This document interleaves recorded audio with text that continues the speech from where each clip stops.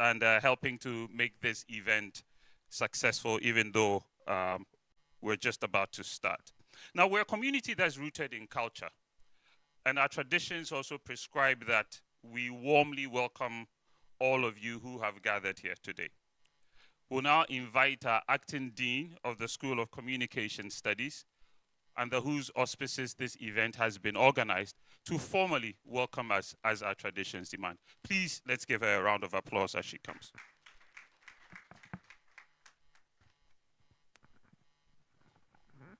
Good evening, ladies and gentlemen. Is my microphone working? Good evening. It's not working. Good evening. I wish I could project, but it's working now. Great. So the president, WIUC, acting registrar, all my colleagues, deans, HODs, faculty here at Wisconsin and sister institutions, our special guest speaker, Prof, you're welcome. Our moderator, Samson, you're welcome. Members of the legal fraternity, our cherished media friends, our cherished students, ladies and gentlemen, good evening once again. On behalf of the School of Communication Studies, it is my great pleasure to welcome you to this very important public lecture titled 2025 Review of Ghana's Constitution, Findings and the Way Forward. We are deeply honored to host the chairperson of the committee and to host the journalist, lawyer extraordinaire, Mr. Samson Lardy Ayenini, for what promises to be a very intellectually rigorous and nationally significant conversation. But at this point, let me veer off a bit and kindly request you all to join me to doff our hats for Professor Kwame Kakari, who has just stepped out, I can tell. He is a faculty member here at the School of Communication Studies. He is our former dean and a legend, as I call him, and a great icon in the media and communication space. We are doing this for two reasons. First of all, he is the brain behind this event. And then secondly, earlier this week, the Africa Editors Forum honored him with a Lifetime Service to Journalism Award in Nairobi, Kenya. Prof, my mentor, my father, in whom I'm well pleased, as I always say, we are honored to have you, and I know that he will listen after the event. So this month is Ghana Month, and as we celebrate 69 years of independence tomorrow, it is also a time for us to reflect on our national journey, our democratic institutions, and values that have shaped our republic. It is therefore particularly fitting that we are hosting this conversation on constitutional reform at a moment when the nation itself is reflecting on its governance progress and future direction. For us as a School of Communication, this event is both timely and essential. So constitutional reform, as we know it, is often perceived primarily as a legal or political undertaking. Yet, at its core, it is also a communication process which requires clarity of language, transparency of intent, engagement with diverse stakeholders, and the responsible mediation of debate, especially through the media.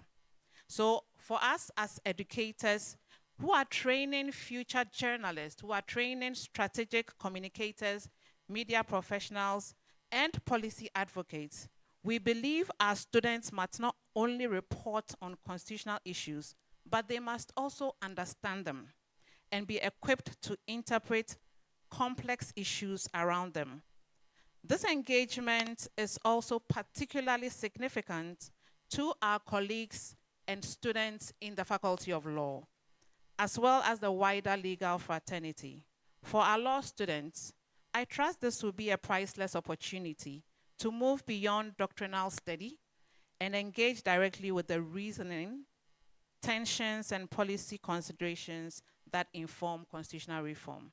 So as a school, we truly hope that this engagement will deepen public appreciation of the committee's findings and recommendations and encourage thoughtful and evidence-based debate and strengthen civic literacy. To our students in particular, I urge you to listen actively and question thoroughly. I wish to say a big thank you again to Dr. Lawrence Kanai, President of Wisconsin International University College, and the management of the university for always supporting our initiatives. Can we give a round of applause to them? Thank you to my HOD, Dr. Emmanuel Isel. Where are you, please, just so we acknowledge you. Thank you, Dr. Isel. And thank you to all my colleague deans who are here. Can I see your hand so we acknowledge you? Thank you. And to all my colleague lecturers and administrative staff at the School of Communication Studies, to your amazing commitment. Thank you, thank you, thank you. To all our guests and partners, we appreciate your presence and your commitment to this meaningful national conversation. It is my sincere hope that this session will challenge us, enlighten us, and ultimately strengthen our shared commitment to democratic progress. Once again, you are warmly welcome. Thank you so much.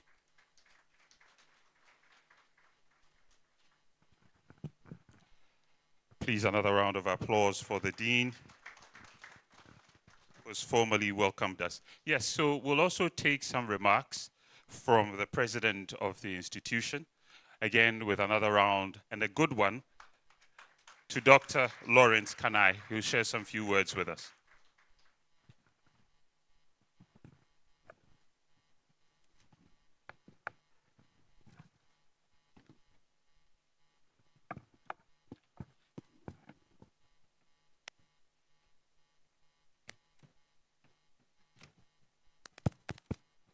Thank you very much, our MC, and good evening to everybody. It's good to see people we have been watching at a distance. I'm sure some of you are like me. We only see them on the screens. We don't meet them.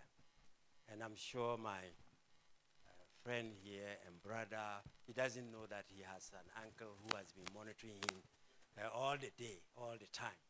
And on Saturdays, we don't miss you. Thank you. And of course, Prof, since the committee was formed, we've been hearing, seeing you, and for me, it's quite delightful to see you face to face. I'm sure I have seen you somewhere, but we have never interacted before. And of course, my law faculty, who is acting as the representing the dean. But for me, I would like to stand on the protocol established by my dean and to only acknowledge the presence of our distinguished speaker and moderator for this occasion. Of course, the council chair, my colleague deans, students, and also our media friends who are here. We are grateful that you've had time to be with us. It is my great pleasure to warmly welcome you to Wisconsin International University College this evening, particularly for the purpose of this public lecture, which is entitled 2025 Review of Ghana's Constitution, Findings and Way Ahead. The Constitution probably is older than many of you at the back, the students. You know, 1992, we are talking of 30-something years. It's too old, and of course, this should be the right time to look at it and determine the way forward. This lecture could not have come at a more opportune time as Ghanaians undertake a comprehensive review of the 1992 Constitution, national conversations around governance, accountability, citizenship, and democratic consolidations have become more urgent than ever. It is therefore both timely and relevant that an academic institution like ours should be deeply involved and create the necessary platform for sober reflection, expert analysis, and public education on this historic national exercise. At Wisconsin, we see ourselves not merely as a teaching university, but a civic institution with responsibility to contribute meaningfully to Ghana's constitutional and democratic development. I wish to commend the School of Communication Studies for their consistent effort in organizing high-profile, intellectually stimulating public engagements. Only recently, the school hosted a manifesto and policy discussion with the then presidential candidate and now our president to have candid discussions a few months earlier before the election. The school brought to this campus one of the Ghana's most respected business leaders recently in the name of Sir Sam Jonah to share insights on leadership, enterprise, and national development. These initiatives are not ceremonial events. They are critical learning tools for our students of communication, and in fact, the entire student body, even though the dean mentioned the law school students in particular. These discussions expose students to real policy debates, national actors, and contemporary issues, thereby breaching the gap between classroom theory and the practical world of public communication and civic engagement. I'm particularly proud that the Wisconsin has within its academic community one of the most distinguished figures in media, journalism, and communication, Professor Kwame Karikari, who is also a member of the Constitutional Review Committee. It is certain that he's part of getting the committee chairman to us this evening, so we are grateful to you, Prof. His instrumental role in organizing engagements, such as a lecture, cannot be unnoticed. I also wish to acknowledge our distinguished moderator for today's lecture, the renowned media personality, award-winning journalist, and host of Newsfile, Samson Ladi Ayinimi. In fact, the name was spelled wrongly in our it's Ayinimi, which is M-I at the end, not N-I. So we need to take note of that.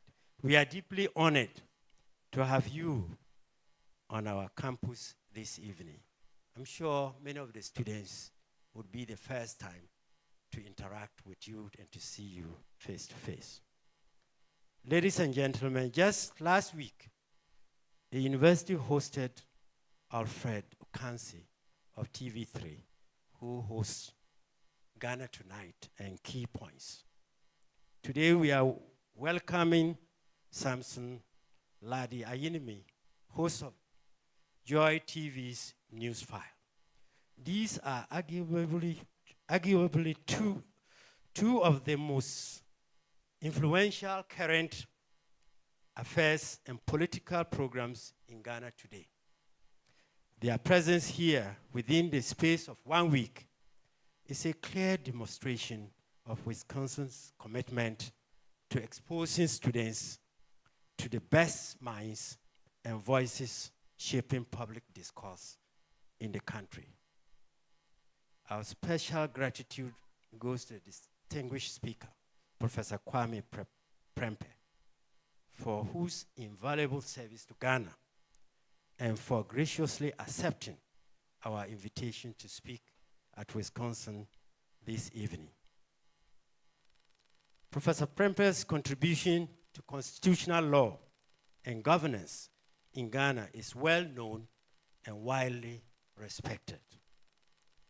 And we are confident that today's lecture will greatly enrich our understanding of the constitutional review process and the road ahead.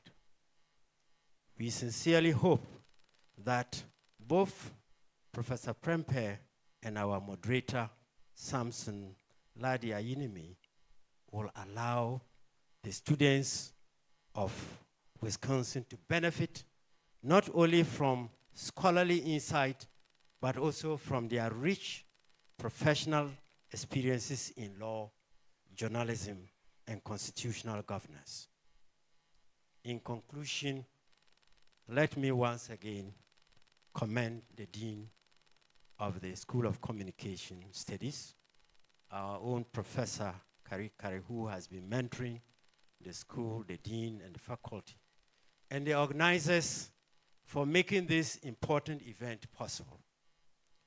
May today's lecture inspire thoughtful dialogue, deepen civic consciousness, and strengthen our collective commitment to the constitutional future of our dear nation, Ghana. On this note, I warmly welcome you all to this public lecture and wish us a fruitful and engaging discussion. Thank you very much.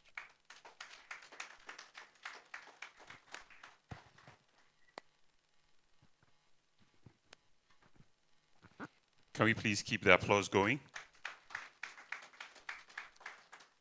Thank you, Dr. Kanai, for reaffirming the university's role in civic discourses in this country. So again, a few persons to acknowledge, and we have in our midst an ambassador. He's an ambassador in residence, and we have Ambassador Dr. William Branfell. He's also a lecturer here at Wisconsin International University College. We also have the university's auditor here, Ni Amasa Jani. Thank you. And then to cap it off for this round, the Dean of the Business School, Dr. Bright Maudo. So certainly an event like this needs someone to sit in the chair. And we looked in the community and we found someone who fits this role. At this point, I'll ask one of our students, Hulda, to kindly come forward and introduce the chair for this event. Let's encourage Hulda with a clap. Encourage your fellow student, please. Good evening once again, ladies and gentlemen. So it is a great opportunity for me. I would like to thank Dean of the Communication School, Madam Baba Kofi, for this opportunity. I do not take it for granted. So today I have the opportunity to introduce our chairman. So he is a lawyer and a lecturer of jurisprudence in financial markets. He is the author of the following books: The Value of Oxford Bank to the Global Financial Markets, Exchange Traded Funds, Inflation Targeting, and Currency Stability and Country's Prosperity. His research interest involves role that banks must play in societies, currencies, inflation, models, and the economic growth, and jurisprudence for optimum governance.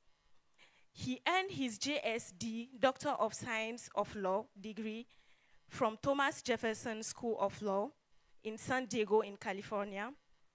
And he was inducted into Delta Mu Delta, an international honor society in business administration, Beta Upsilon chapter in April 2007 in New York in the United States. So ladies and gentlemen, giving honor to whom honor is due, let's welcome our chairman, Dr. John E. Baden.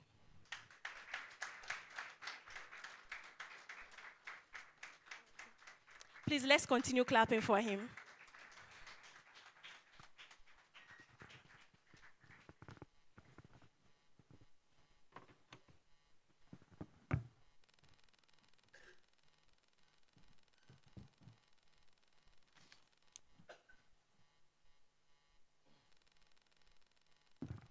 Good evening to you all. WIUC President, Acting Dean of the School of Communication Studies, distinguished guest speaker, the Chairperson of the Constitution Review Committee, the moderator, colleagues, students, distinguished guests, ladies and gentlemen. It is such a pleasure to serve as Chairperson for this important lecture titled 2025 Review of Ghana's Constitution, Findings and the Way Forward, or the way ahead. Okay. Constitutional review signifies one of the most important exercises in any democratic society. It invites us to reflect on how governing framework is functioning and whether it continues to reflect the aspirations, values, and practical realities of our nation. Today's conversation are therefore not only about legalities, but they have civic importance. For a university community, and particularly for students and scholars of law and communication, I believe this engagement offers a valuable opportunity to cross-examine the ideas, the reasoning behind reform proposals, and ultimately understand the broader implication for governance and democratic accountability. We are therefore privileged to have with us the Chairperson of the Constitution Review Committee to share insights from the committee's work and to engage in open dialogue with us. I thank our distinguished guest and moderator, a son of the soil, for honoring our invitation. I look forward to this rich engagement and will come back with my closing remarks. Thank you.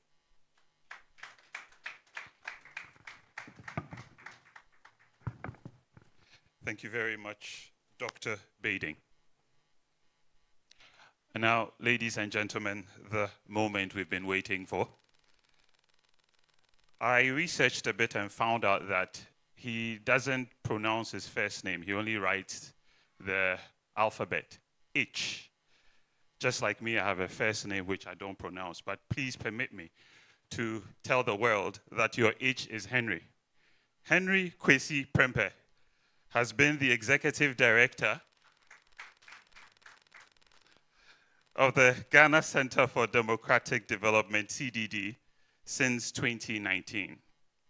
Having previously served as its first Director of Legal Policy and Governance and a founding member of its governing body. From 2003 to 2015, he was a tenured professor at Seton Hall University School of Law in New Jersey in the USA. There, he taught courses and seminars in corporate law, American constitutional law, and comparative constitutional design, among others. Professor Prempeh was a visiting professor at Gimpa Law School in 2010 and has been a visiting professor since 2014 at the Central European University in Budapest, Hungary. There, he co-teaches a summer course on constitution building in Africa. His international work includes serving as a constitutional advisor to the UN Special Envoy to Yemen in connection with the design and writing of a post-conflict constitution for the Middle Eastern country. He also consults on constitutional reforms in South Sudan and the Gambia. And he's serving on multiple institutions as a resource person, including the Kenyan Supreme Court on constitutional and election adjudication matters. Previously, Professor Prempeh practiced as an attorney in Washington, D.C., with two of America's leading international law firms, namely Ole Melveny and Myers LLP, and Cleary, Gottlieb, Steen, and Hamilton. Prof. Prempeh holds a Juris Doctor from Yale School, where he was appointed a Coker Fellow and served as editor and notes editor of the Yale Law Journal. He also holds an MBA from Baylor University in Texas and a BSc admin degree from the University of Ghana Business School. Professor Prempeh was awarded the Order of the Volta in 2023 for his role as special counsel to the Attorney General of Ghana in connection with the Ghana-Cote d'Ivoire maritime boundary delimitation case, which was determined in Ghana's favor in 2017. He served on the Ghana Law Reform Commission from 2017 to 2024.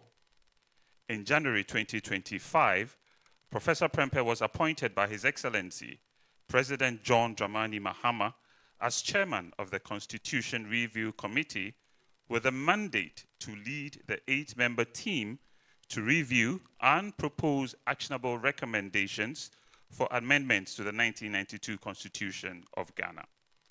The committee submitted its final report to the President on January 29, 2026. Tonight, Prof. Prempeh will share findings from that historic process and help us understand what Ghana's democratic future could and should look like.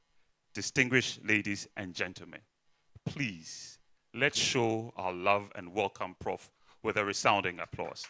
Let's do it as he walks here.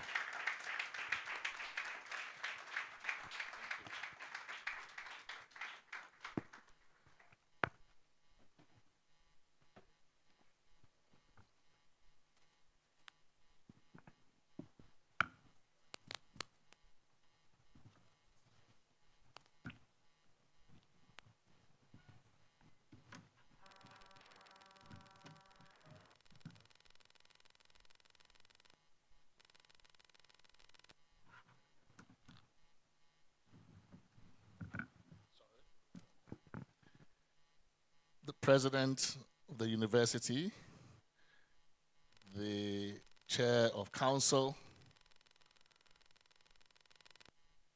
dean of the School of Communications, the chair of the occasion, my fellow committee member, Professor Kakari, distinguished guests, my good friend, the moderator, Samson, ladies and gentlemen, thank you for this invitation to share with you here at Wisconsin International University my thoughts and reflections on the assignment that my committee just concluded. This would be my first such appearance at an academic institution following the completion of our national assignment. So you are giving me an opportunity here to use you as guinea pigs, to really reflect. This is the first opportunity I'm really having to do a reflection in an academic setting of the work that we have just concluded. It took us pretty much the whole year, because we were inaugurated on January 28th or thereabouts of last year, and we submitted our final report on January 29th of this year, so almost a year to the date. We had submitted an interim report in December, which contained only the main recommendations. So it was an abbreviated report running some 100 and something pages to the presidency. That report was shared with the public. I think almost immediately we submitted it. Then we were allowed time to basically put together the final report, which essentially contains the findings, the context, the background to the recommendations, the reasoning and everything. That ran into some 690 or so pages, which we submitted not too long ago. So what, the topic invites me to reflect on the findings and the way forward. But let me start by Well, we encounter this question quite frequently in our engagements. And when we submitted the first report, following some of the engagements on social media, it was also a question that continued to come up, which is, was the CRC 2025 necessary at all, right? So I call that a skeptical view, right? So the skeptical view reflecting those who answer that question in the negative, right? And I think it's important for us to take on board whatever the objections of the skeptics are when they ask whether or not the review exercise was necessary at all. And the opinion on that, I think I can explain or I can look at it from three different angles, right? There are those who say the Constitution has served us well. And this is almost I'm almost quoting them. This is a common refrain that you hear. It's almost like, if it ain't broke, like the Americans say, don't fix it. And for them, this Constitution has done us good. It's really not broken. We are standing as a country where we've made stable progress. And so what's the point of tinkering with the foundational document around which the governance of this country is organized? So the Constitution has served us well. And you hear this view most commonly from political insiders, the members of the political class, including some partisan foot soldiers. And I do not say this in a disparaging way. I mean, they are most proximate to the document. They work it on a daily basis. And in their view, it's working just fine. Now, in the beginning, this view was somewhat one-sided. You know, once upon a time, one side of the political class held the view that the Constitution was written for one man, which one man was commonly understood to be a reference to the late President Jerry John Rawlings. However, I noticed that as the two main factions of the political class have taken turns tasting political power, this view of the Constitution as having been written just for one man now finds little support within the political class. So now there appears to be bipartisan consensus within influential elements of the political class that the Constitution has served us well. It's not only a one-sided view. And I think we should take on board that view and try to digest it. Those who believe the Constitution has served us well cite or make reference to various pieces of evidence to back their claim. Notably, the 1992 Constitution is indeed the longest-lasting constitution in the history of Ghana, having been in force for an unbroken 33 years. Under it, Ghana has experienced unprecedented political stability, generally peaceful turnover of power multiple times between rival political parties through the ballot box, and respect for presidential term limits. This is significant. You know, something that in our neighborhood and the rest of Africa is not common to find.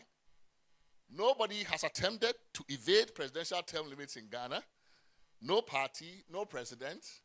And this is really a remarkable achievement if you consider the number of times that we encounter incidents of presidential term evasions or attempts to elongate presidential term limits in other African countries. So indeed, these are non-trivial achievements for the country, for a country that used to be really known for the frequency of its coups d'etat. So it is indeed, I think, fair to say that Ghana has scored important achievements since embarking on this constitutional journey in January of 1993. But is the 1992 Constitution itself responsible for any of this? Our immediate past democratic constitutions, namely the 1979 and 1969 constitutions, were arguably superior in content to the 1992 Constitution, and in fact contained very many of the same provisions we find in the 1992 Constitution. Presidential term limits, anti-coup d'etat and anti-one-party state provisions, provisions on supremacy of the Constitution, judicial review, the Bill of Rights. These are not new to the 1992 Constitution. Yet, neither the 1969 Constitution nor the 1979 Constitution lasted even one term. Right? So they had some of the same constitutions. They were not bad constitutions. They were not inferior documents. They had many of the same things we celebrate the 1992 Constitution for. And yet, they did not last one term. So can we then say that the longevity of the 1992 Constitution is basically based on the 1992 Constitution itself? My argument here is that the longevity of the 1992 Constitution is not proof of the intrinsic superiority of the Constitution itself over its short-lived predecessors. A number of exogenous or external factors, or factors external to the Constitution itself, might explain why this Constitution has outlasted all the previous ones. There may be many reasons. One of them, I think, is that we are probably simply tired of coups d'etat. Right? Having exhausted, and we've given the soldiers many opportunities to exhaust themselves. Right? And I think they themselves are tired too. But I think it also helps that the last military junta that transitioned us into the constitutional moment or period turned itself also into a political party, and therefore has been able to experience working within a constitutional framework, right? And it helps when people who once probably may have thought that the Constitution was something that they could easily disregard, now have to govern within the constraints of a constitution to experience the difficulties, right? You begin to appreciate what it is that constitutional governance might be. So I think that there are other factors external to the Constitution, including the fact that we may have exhausted our Constitution and we've had coup d'etat fatigue, and so have come to a conclusion that this is the only game in town, for better or worse, this is how we're going to prosecute it. Secondly, I think constitutional longevity itself does not mean constitutional or political maturation, right? You can live or last long without maturing or giving up certain bad habits and behaviors. 33 unbroken years of constitutional rule have not improved the quality or capacity, for example, of our political parties, some would say. It has not necessarily made them more democratic or more representative. It has not made our parliament stronger or a better check on the executive. It has not addressed problems of political or bureaucratic or judicial corruption. So a number of the problems that we had at the beginning and even prior to the Constitution continue to live with us, which means that merely because the Constitution has been around for a long time, 33 years, does not mean that it has allowed us an opportunity to get over these problems or some of these habits within our politics. Moreover, I think when politicians and political insiders say the Constitution has served us well, we should ask them, who are they talking about? Right? Are they talking about themselves as a class, or are they talking about the generality of the population, the nation as a whole? Of course, beyond delivering stable peace, and we all enjoy it, when there is stability, it inures to the benefit of everybody in the country. Beyond delivering stable peace to all of us as citizens, have we all as citizens also experienced prosperity and development equally or even equitably? There is no doubt that the Fourth Republic has delivered remarkable prosperity, but has it been equally shared, say, between the political class and the citizenry, for us to be able to say that the Constitution or the Fourth Republic has served us all well? So I think, yes, it's done some very good things for us, but I think merely because it has lasted this long should not make us complacent. or make us feel that there is no work to be done. Then there's a second school of thought, again coming from the same skeptical view, which says the Constitution is not the problem. The problem is not the Constitution, it is the people. And by the people, they mean sometimes the operators of the Constitution, sometimes they mean the citizens, but often both of us, right? Both the citizens and the operators of the Constitution. In other words, whatever problems we are encountering, we continue to encounter within our constitutional framework, according to this view, is a problem of political leadership and political followership, right? The people and their governors just have a problem, right? You have to fix the Ghanaian, fix yourself. When you say fix the Ghanaian, you go and fix yourself, right? Now, this claim or observation is not one to be dismissed lightly. Political leadership, and for that matter, political followership, indeed matter. A good constitution in the hands of bad leaders or bad citizen followers cannot produce good outcomes. But just because political leadership as well as political followership matters, does not mean constitutions or constitutional design does not matter. The attempt to frame the issue as a choice between a good constitution and good leaders, or good leaders, as strong institutions in the Obama formulation versus strong leaders, I think presents us with a false dichotomy. Just the choice does not have to be binary. It does not have to be either or. Both, in my view, are important. But I would argue that first, a good leader needs a good constitution to complement his or her leadership. A constitution that understands human nature, understands that power corrupts, absolute power corrupts absolutely, and anticipating this makes sure that power is appropriately constrained and regulated in the public interest is my idea of a good constitution. No matter how good a leader you have, if you give that leader a winner-takes-all constitution, a constitution without limits on their power, you are going to get winner-takes-all outcomes in your governance and politics. That, in some important respects, is one of the sins of the 1992 Constitution. Some have argued that it is too permissive, and for that matter, not regulatory or constraining enough with the power it grants to our political leaders or our political class. And indeed, I happen to share this view, and I've observed elsewhere, that the 1992 Constitution confers on the President of Ghana far more power than any good president needs, and far more power than any bad president must have. Right? You don't need that much power to govern this place this well. And yet, once you are donated so much power, the likelihood of abuse is always there. If not by yourself, by somebody who you would delegate that power to. So indeed, a good constitution is important for constraining or taming even bad leaders, right? The other problem with framing the issue or blaming our political and governance problems on the people, on us, not the Constitution, is that it leads to the dead end of escapism or fatalism.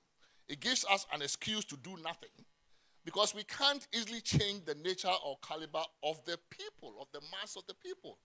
There is no script, no patent for inventing a Lee Kuan Yew in Ghana. We don't know how to replicate this person here, right? What we can change with relative ease are the rules of the game, the framework of institutional incentives within which normal mortals, normal Ghanaians must operate, right? It's not that we shouldn't work on improving leadership, but that we cannot make that the precondition. We cannot wait on that. Whatever it is that it's wrong with us as the people, whatever it is, however it is that we're going to produce good leaders, we must work on what it is that we can, which is the Constitution. But acknowledging that constitutions too matter enables us to do an honest and comprehensive diagnosis to see where and in what ways we can reform the rules of the game or the Constitution in our quest to gain better governance outcomes. Now, being in support of a view of the Constitution right? I mean, being in support of a review of the Constitution, as I am, does not necessarily mean that the Constitution is bad. That is not to say that the Constitution we have now is bad.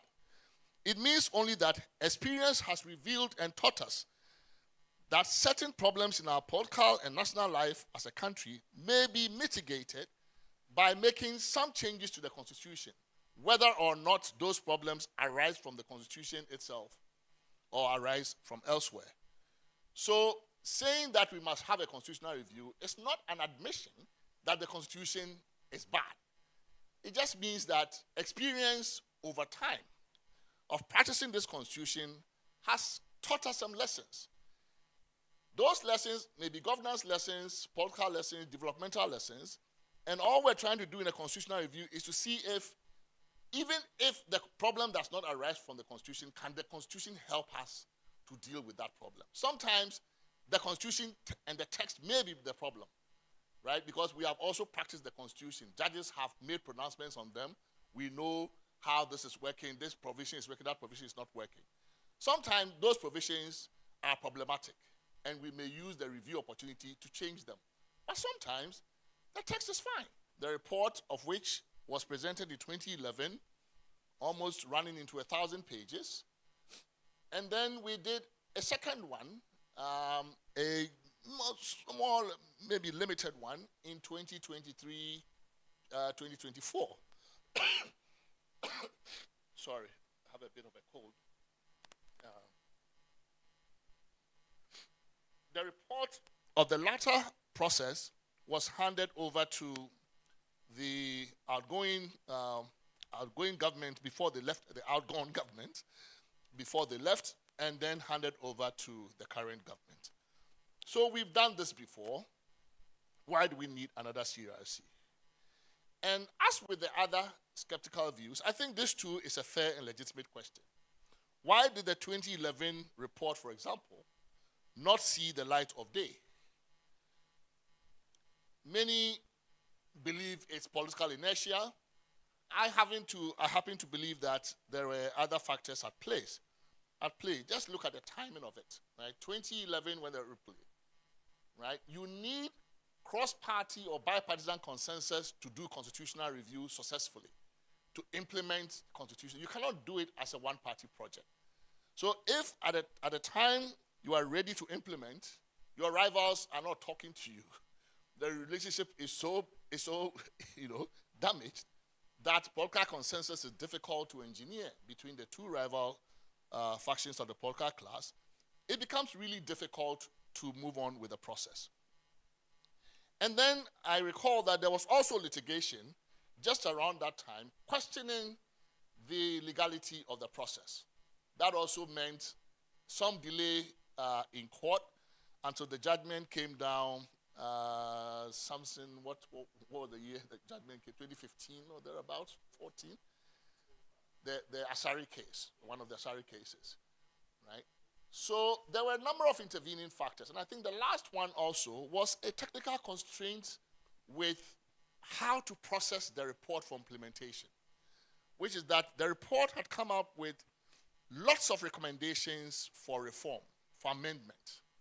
Many of them implicated entrenched provisions. The entrenched provisions are those provisions in the Constitution you can only change by going to a referendum.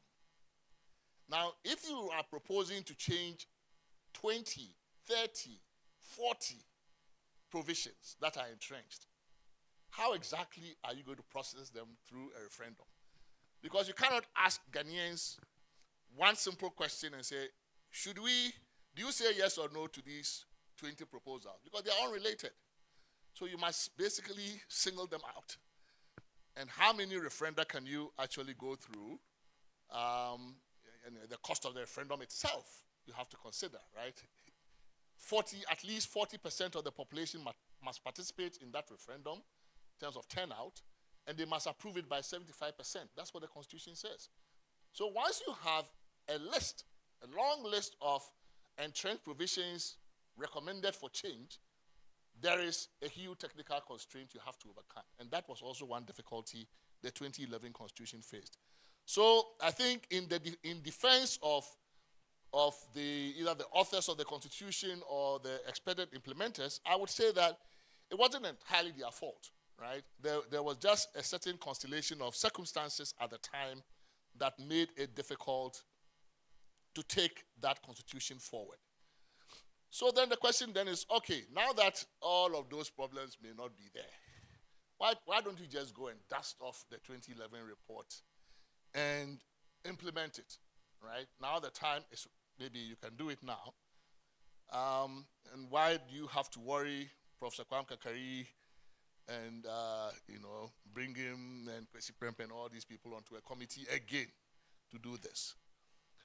But I think that if we were to do that, if we just dusted off the 2011 report, we would have lost 14 good years of additional experience and lessons during the intervening period. Because 2011 to now, many, many, many things have changed that were not there at the time the 2011 report was submitted.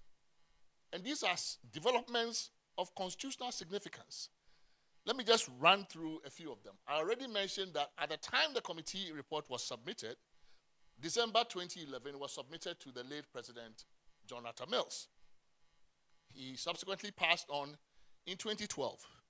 So at the time the report was submitted, we had not even had the experience of succession to the presidency and the position of vice president following a vacancy in the office of president caused by the death of a certain president. That's an important experience. How does it affect the way we think about those provisions? Did they work well? Did they not work well? You have to think through them. 2 presidential election petitions have occurred since then. One in 2013, the other in 2021. How those petitions were adjudicated, remember the first one took us 8 months. We learned from that, and then the next time around, we made sure it wasn't that long. So you learn from these experiences. And so maybe somebody coming to do a constitutional review would look at that and say, well, should we do something about the length of time it takes to resolve a dispute? Because remember, the country is on tenterhooks. I mean, when you have the only office with executive authority in the land, uncertain and contested for 8 months, that's a problem, right? So those 2 experiences are important. Then we've had other experiences. The Supreme Court, for example, rules in 2016 that a provision of the Constitution stating that the President shall act on the advice of the Judicial Council in appointing a justice of the Supreme Court did not impose an obligation on the President to act as advised. That's an important decision. What are the implications for that next time around you want to fix the Constitution in terms of the nature of appointment process for judges? At the time, in 2016, we had never had the experience of Article 146. Article 146 had never been used. Since then, it's been used twice. In 2018, it was used to remove the chairperson and 2 deputies of the Electoral Commission and to replace them following a change in party turnover in government. And most recently, the same Article 146 has been used following a changeover, a party turnover in government, to also remove constitutionally a Chief Justice. So these are experiences that if you are coming to do this task now, you can't just take the 2011 report that didn't have the benefit of this experience and say we are just using it without reflecting on these things. We have also had a hung parliament, something we call a hung parliament, where we got close to having a situation where one party controlled parliament and the other party controlled the executive. We didn't quite get there, but it was close by one member of parliament, an independent member of parliament. And the opposition party got control of the speakership. This again is new. 2011, we didn't know that could happen. So when you have a constitution, for example, think about this. When you have a constitution that says that the majority of ministers must be appointed from within parliament, among members of parliament, maybe those who wrote it thought the president's party will always have a majority in parliament. Because if they didn't think so, how on earth could they have assumed that you could have a majority of your ministers from that parliament if they were on a minority side? right? So some of these things have allowed us, have given us an opportunity to reflect, right? We scheduled a referendum to amend an entrenched provision of the Constitution to allow for the election of mayors, MMDCEs, in 2019. We didn't get bipartisan consensus, so it was aborted. That's an experience you take into account, right? So on and on and on, there are a number of things that we have experienced. The president directs Auditor General to go on accumulated leave. We challenge the Supreme Court. The Supreme Court says it's unconstitutional. Good. So then Ghana defaults on its sovereign debt for the first time, 2022. Is this a matter for constitutional review? Absolutely. There's an entire chapter of the Constitution on finance where it talks about revenue and taxation and debt and a number of things. So if you are going to review a constitution in 2025, then what happened in 2022 with our sovereign debt default matters for the constitutional review. It may not have mattered, you may not have thought about it at all in 2011, right? So I'm saying all this to say that a number of experiences have happened, including the fact that you have a new Gen Z generation, right? If we had implemented the 2011 constitution, it probably may not have taken into account your views about governance in Ghana. And now you have matured in the intervening period to have particular opinions because you have experienced governance differently from the other generation. So we must probably give you an opportunity to also reflect on this. And then I think at the time we're doing the review in 2025, some interesting phenomenon was also developing in the region. The return of coup d'etat. And you cannot ignore it, right? No matter how you feel about it, you cannot ignore the fact that countries that also made the transition to democracy roughly at the same time as we did are now returning to coup d'etat. So it makes you sit up and say, what's wrong with the democracy? Is there something about it that's not working? How might we fix ours so that we avert a return to the coup d'etat, right? So these things really also put us on notice that if you were going to do constitutional review in 2025, you can't just dust off the old report and assume that it would answer the questions of the moment, that it would do justice to the issues of this moment. So what did we learn or find from the constitutional review process? I think the first general observation, and this is largely personal, is that the committee, I think, found a high degree of interest among Ghanaians, both elite and just the regular folk like us, that the country needed fundamental change to the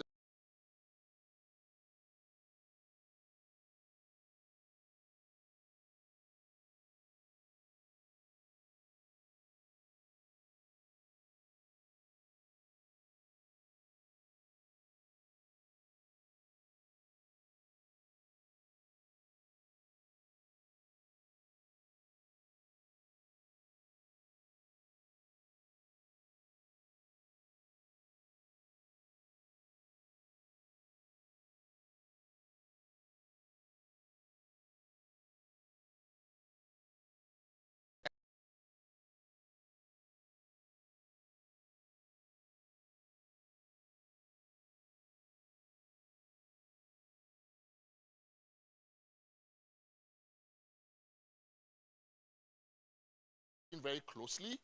All former presidents were around, vice president, chief of staff, chief justice, former speaker, current speaker, majority leader, parties, all of that, right? We met public servants and others who had worked the constitution from within the public services and in various capacities. We met civil society, those who were proximate to the corridors of power and who have seen the constitution operate at close quarters.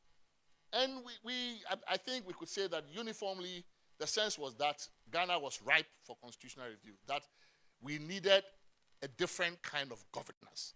The country needed to be governed differently, right, and better. But there were some more specific findings that I think I would like to share.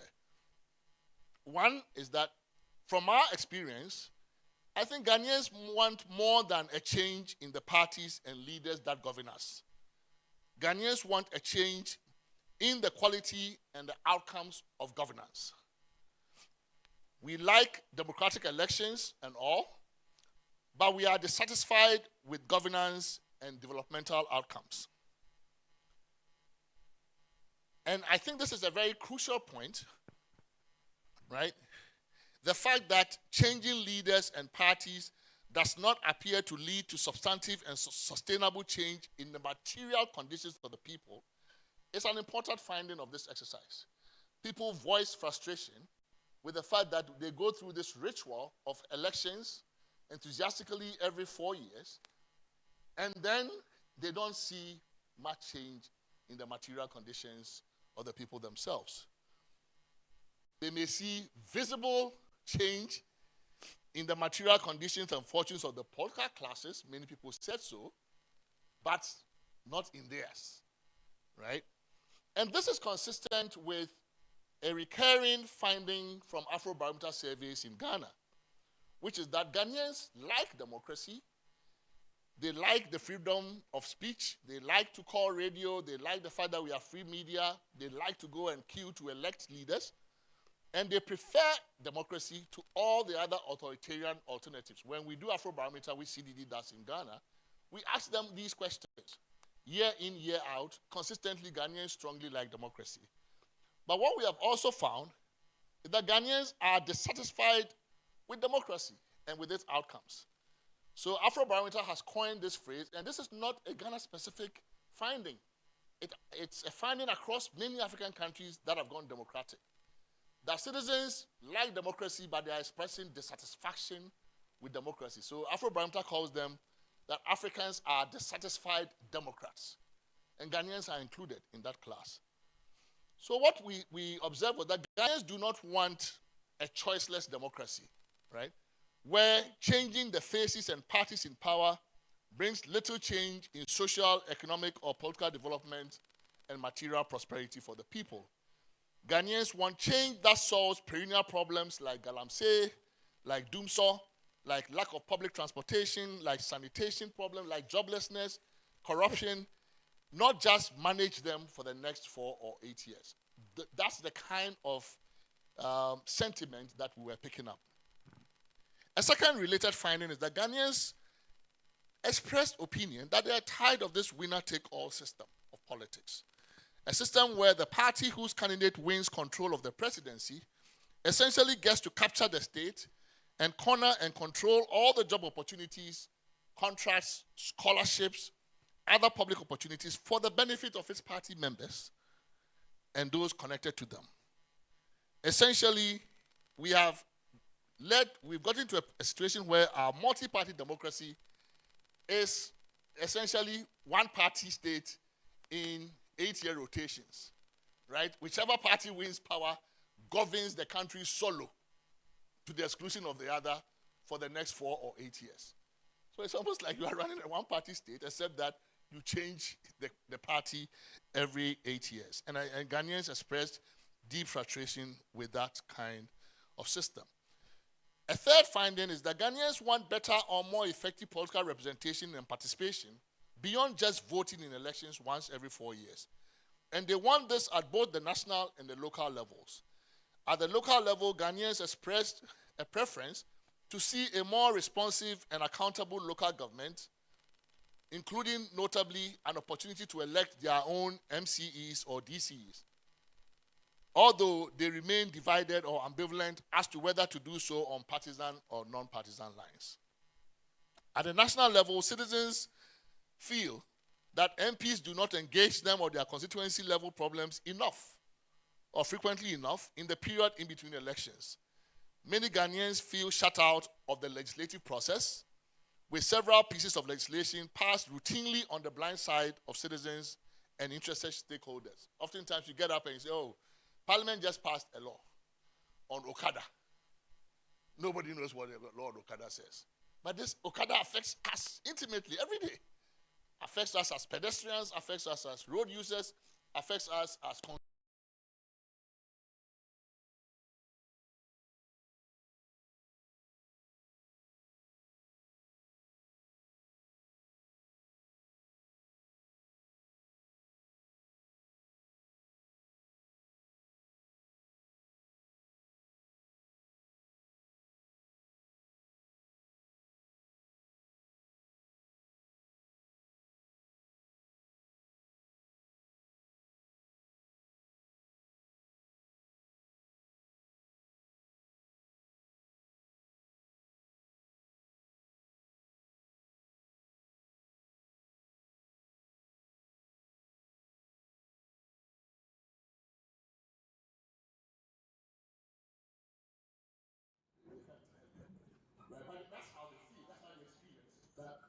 the president has an outsized role, larger than life presence within our system, and that this larger than life presidency makes it difficult for others to.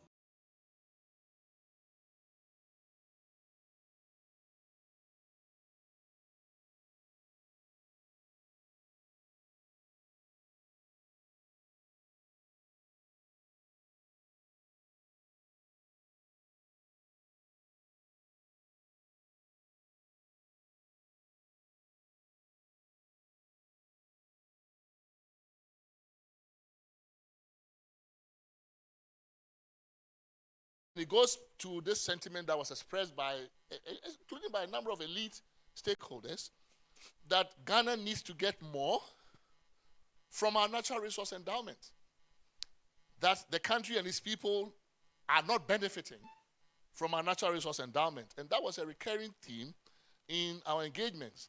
We note that the discovery of oil and gas took place in the Fourth Republic, right? And the expectations around them have not panned out. The number of people who thought that it was going to be transformational, it was going to really, make a big leap, help us make a big leap into the next stage of the developmental ladder, that has not happened. So Ghanaians think we should get more from our resources. Ghanaians also expressed frustration with the disruptions and discontinuities in policies, programs, and projects, and for that matter, in development priorities and goals that occur whenever power changes from one government or party to the other. So there is this growing yearning, growing demand that we need to see greater cross-party consensus on the country's development strategy, direction, trajectory, and priorities. Sometimes it's expressed as, we want to have a national development plan in which all the parties can buy in. Right? But that is the idea that Ghanaians think we should be getting more. Thank you. And let me, the last finding, Ghanaians do not like the way our political parties operate.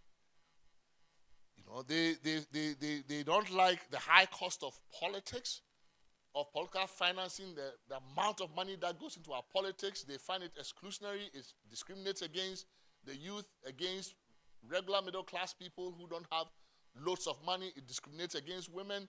They find that the political access is closing and that the parties, the amount of money that is entering our politics is excluding large numbers of people from access to politics. So what's the way forward? Well, we approached the constitution review process as a problem-solving exercise, right? So we were not going to do, we didn't go through it legalistically and say, well, how can we improve this text or that text or, of course, if there was an opportunity to fix something, you would do it. But basically, we wanted to see to what extent could we use the Constitution to solve some of these problems that people had identified.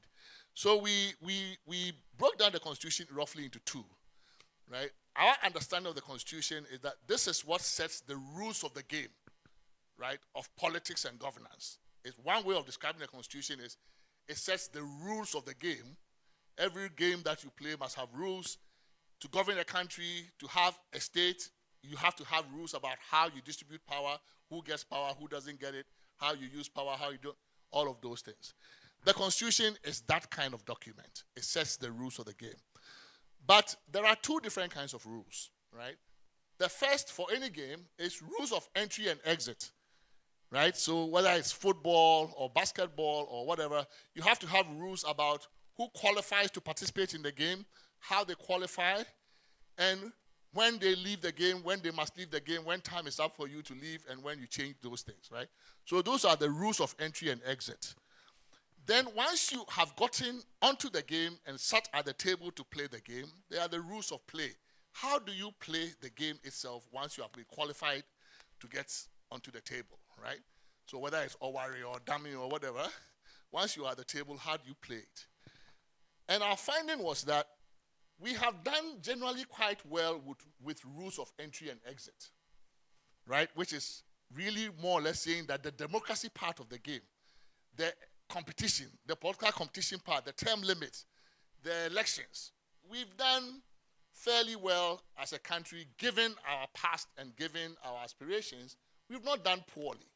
So the rules of entry and exit are not that bad, right? The Constitution as rules of entry and exit are fine. Nothing to change about term limits, about the regularity of elections, and those things, right? But the rules of play, once you get into the game, how the power is distributed, who gets what power, who gets to use what, who checks what, who doesn't check what, that is essentially where we found that we had problems, mostly. We had some rules of entry and exit problems, like, for example, how we finance parties. The fact that we campaign almost 24/7 for years. The moment you lose an election, next day, you are campaigning for the next one. In some countries that we are familiar with, Senegal among them, other countries in Africa, there is almost like an election season. It's like a fishing season. When they don't open the campaign, you can't campaign, right? So I remember visiting Dakar in the last elections, about 3 weeks before the last elections, and you would not see a single billboard, no poster, no jingles, because campaign season had not been rung. They had not rung the bell for campaign to start. So there's a defined period for you to campaign. And, we think that's something that's important, that we would love to have something like that here, so that we give time for governance, so that people we elect don't spend their time from day one trying to get to re-election, that they have time to govern, to exercise the power that we've given them. So in terms of rules of entry and exit, our proposals are mostly around political parties, making them more inclusive, more democratic, reducing campaign financing, regulating money in politics so that access is increased, and also regulating the campaign period. So we have some proposals around that. The rules of play is where we spend most of our time. And here, the rules are around presidential powers, the president's appointment powers, president's relationship with legislatures, with the parliament, local government and decentralization, public sector governance, state-owned enterprises, never been part of the Constitution. We are proposing for the first time that state-owned enterprises, they've always been excluded from the Constitution because they are considered of a commercial nature. And we're saying it shouldn't matter they're of a commercial nature. It means that we should regulate them differently from, say, the civil service. We can't have the same Public Services Commission taking care of some of their things. But we need to keep an eye on state-owned enterprises because about 20% of our GDP goes through them. And this is huge money, right? So we are proposing major reforms in public sector governance in the way in which we select the people who are the CEOs and managers of these state resources and how we remove them so that we don't go through these cycles. Every year there's a change of a government. You just throw, whether the person is good or bad, you just throw them out and you bring your partisan there. We are making a lot of proposals there. Natural resource governance. We are making important proposals in the way our natural resources are governed, including public lands. So currently there is this idea that all public resources are vested in the president as trustee on behalf of the people of Ghana. The meaning of that was tested in court, in the High Court once, and the High Court says, well, we can't enforce that against the president. So normally when you are a trustee, it means you are a fiduciary and you must have fiduciary obligations to the citizens or trust beneficiaries. You must make reports to them. You must tell them how the resources are being used, all of those things. We can't do that now. And it was interesting that it took one former president who said, look, that provision, take it out. It's not good. This is the former president who had that power. He says, look, that power, I don't need it. It is not very good.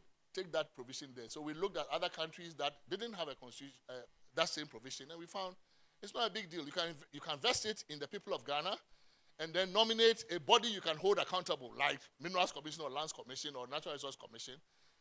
Not that many people will be afraid of that as they would be of the president. And you can basically force them to make regular reports, look into their contracts, ask them questions about why they allocated this public land here, or why they did this, they gave this contract to this company and that company.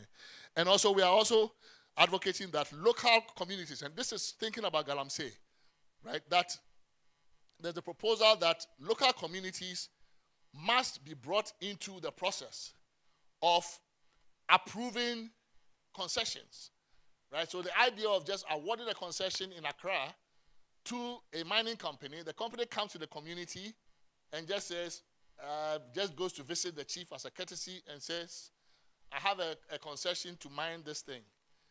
And the people are sitting there, they are like, okay, we don't have any power. Now the proposal is that we should include local communities in that approval process, as well as give them a share of the benefits from that. And that maybe that kind of inclusion might help mitigate the Galamsey problem. And then finally, corruption. We have some interesting proposals on corruption. We are proposing, for example, that we merge the Office of Special Prosecutor with the anti-corruption mandate of SHRAJ, take it away from SHRAJ, create one body, and then so that it will be done properly, give them prosecutorial power within the Constitution, not donated from the Attorney General, so that they can handle prosecutions involving politically exposed persons or corruption and that kind of stuff. And with asset declaration, now we're making it possible for the Auditor General and the new body we are proposing to be able to verify the declarations that you make. Not just verify them in terms of open it and see if the numbers, but invite the public to assist the agency to verify the accuracy. If you know that this person had more assets or less than they have declared, we have included proposals there. So there are a number of things that we're trying to do. The last and final point is all of this is political. What does it mean? The Constitution, the gatekeepers of change in our Constitution are the political class. That's how we've written our Constitution. That's how most constitutions are written. The same people whose power you want to regulate and redistribute and constrain are the same people who are the gatekeepers of the process. The MPs and others are the ones who are going to make decisions around it. So the message then is that if the citizenry are interested in some of these proposals, then the onus is on us as citizens, as civil society, as academia, as trade unions, as faith-based organizations to organize also and express our demand. So otherwise, if you expect the person who is going to lose power to be the one just going to do this by themselves, it's not going to work, right? So the students and others whose future this is about, I think have an obligation to take this process seriously and to really organize when the report is fully released to the public. Find the ones that not everything will go through, fine, that's okay. But if you see that something is positive, will improve governance in the country and help all of us, I think you should organize in your own small places, media and others, to put pressure on the political class to make the change that we all need to make Ghana a better place for all of us. Thank you.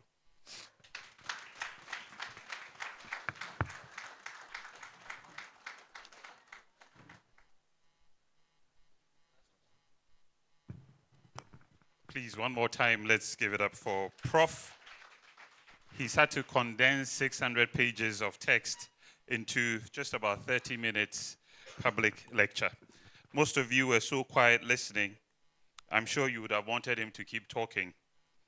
But you can always catch up on what he said on Pan-African TV.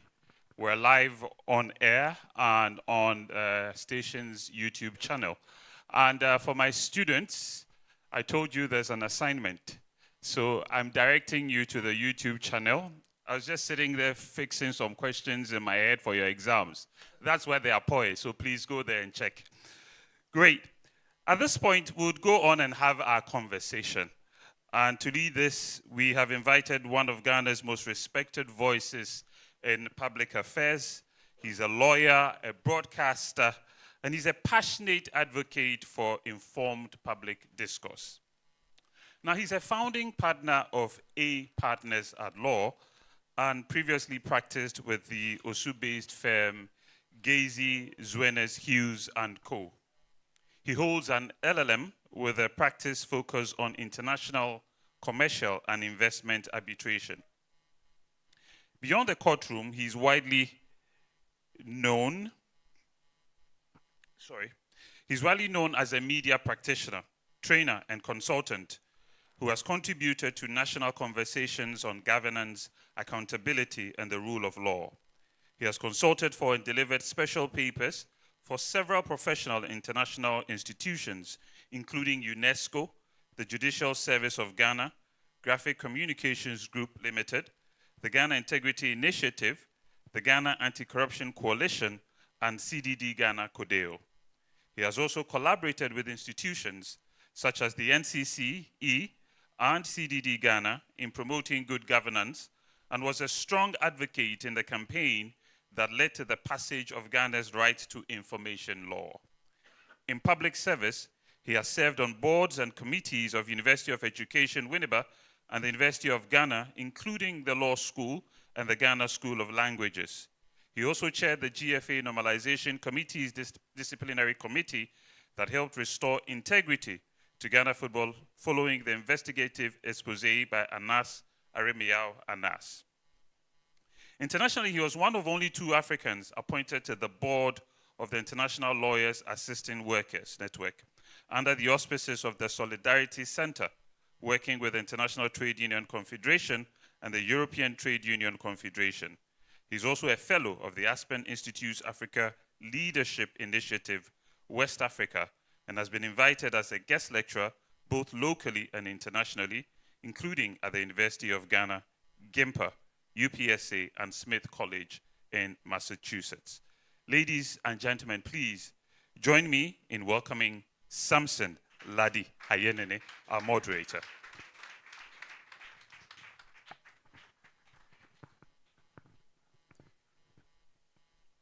So what I know is that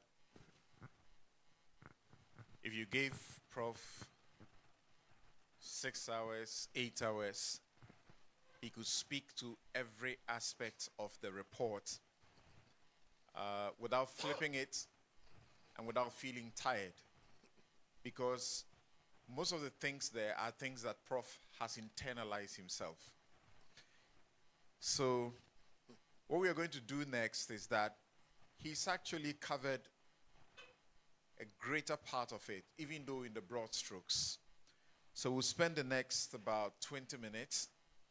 I'll attempt to spend some 10 minutes with him, and then I would, as it were, hand over the next 10 minutes to you to ask your questions. I suppose many of you have a lot of questions on your minds right now to ask him. So without much ado, I want to believe that Prof has set the stage for us to understand clearly the questions we should be asking him, the probing we should be doing. Because if they have identified all the problems that he speaks about, the question is, what are the solutions that they have through the recommendations? Yes, he's spoken to some of them, but are these solutions tested? Can we say that the solutions will stand the test of time? Many of you are familiar with the sensational bits that were put out in the public. The presidential tenure has been extended to, from 4 to 5 years. So a president has the opportunity to do a total of 10 years, and some of you were angry about it. So what's the problem they found? What was it about? The qualification age to contest as president, they reduced it from 40 so that people who are 35 can also participate. Some say they don't understand. What is that about? They say if you are MP, you can't be a minister. If you are MP and you resign in seeking to become a minister, still, we won't give it to you because that was your motivation. You stay out until the term is over. What is all that about? So we just need to understand some of these things. So, Prof, as you mentioned, in 2010, we set up the Constitution Review Commission, Professor Albert Fiajo-led commission. They gave us a 1,000-page report. And as we understand, everything costed brought us to 6 million US dollars plus. Sometimes I think about it and I feel that perhaps it was good that we never implemented it, because they appear to have left a lot of things not done in the way we have seen your committee and others do. So tell us why we should have faith, first of all, the political question, that this one will see the light of day, because this one is very radical in its approach, and many embrace the solutions you give there, including how to fight corruption, which is our bane. 5 million US dollars, 5 billion US dollars is lost to corruption each year in this country. Well, so we've submitted our report. That terminates our mandate, right? So the report is in the bosom of the political class. Our client, so to speak, is the president. He's the one who appointed us, so we delivered the report to the presidency. And of course, we do not expect that either the presidency or the parliament or any member of the political class will agree with everything that is in the report. Now, how to process our recommendations going forward, we don't quite have a precedent for this, right? There was in 2011 an attempt to set up an implementation committee post the white paper. What we understand is that this time around there is not going to be a white paper as such. The Attorney General has made that clear publicly, but that there would be a position paper. Maybe the lawyers will tell us what the legal implications are, but the position paper then would state the government's position or reaction to the various proposals. And I think that's fine. I mean, we do not have a monopoly of wisdom on these things, so they may have a different perspective on something, so it's fine that they reflect on that. Yeah. But I do think that the moment, the reason I think I'm a bit more optimistic, we've given them a lot to chew, seriously. So maybe it's overwhelming, right? Maybe that we didn't have any limits. Nobody told us this is how much far you can go. It was a blank sheet, and we proceeded to basically go the full hog. Yeah. Right? So let me just add. So this. maybe it's overwhelming, right? And so they will not take all of it. But I do think that one, because the president is made a resetting governance as part of his agenda. Right. Because he got a mandate to do that. I believe that I can't see him running away from that. In fact, he has committed to this project. Yeah.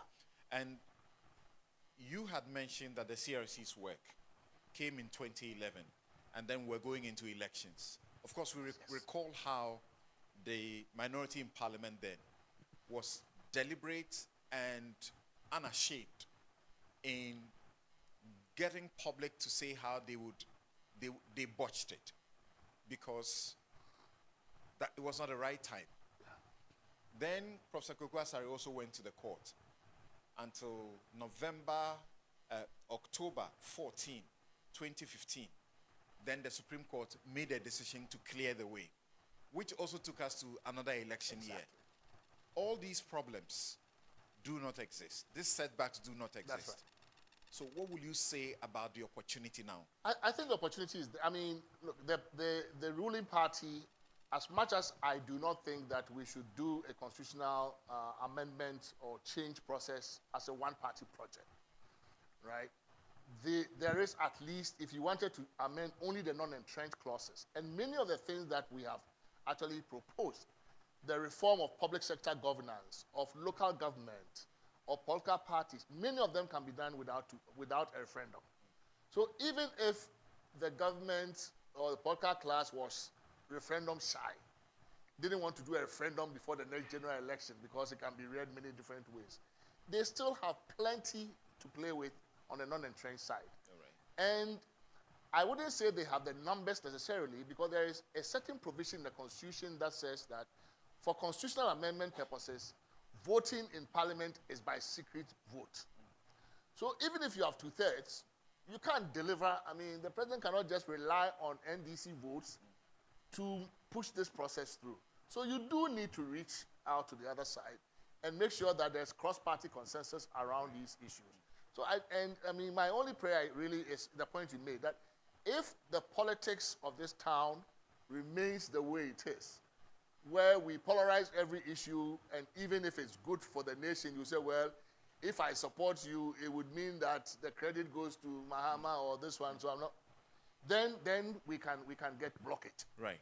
But if the people want it, and if the people demand it, and there appears to be a political cost to not delivering what the people want, I think that the parties would sit up.